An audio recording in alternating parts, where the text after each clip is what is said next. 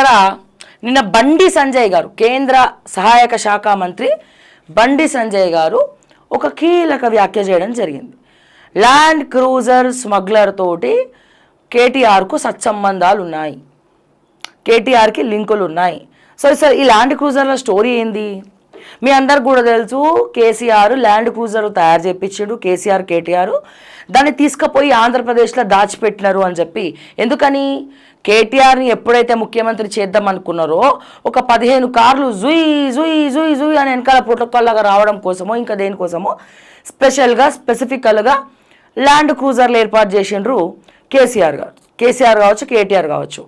అది కేటీఆర్ ముఖ్యమంత్రి అవ్వడానికా లేకపోతే క్యాబినెట్లో ఉన్నటువంటి మంత్రులకు ఒక్కొక్కరికి ఇవ్వడానికా, అది సెకండరీ. అది బట్ కొత్త ముఖ్యమంత్రి ఏర్పాటైనప్పుడు కార్లు కూడా కొత్తగా ఉండాలని చెప్పి మీ అందరు కూడా గుర్తుందో లేదో, ఏమంటారు, రెండవసారి కేసీఆర్ గారు ముఖ్యమంత్రి అయిన తర్వాత అయిన 2 ఏళ్లకే కేటీఆర్ ముఖ్యమంత్రి అవ్వాలని ప్రెజర్ వచ్చింది.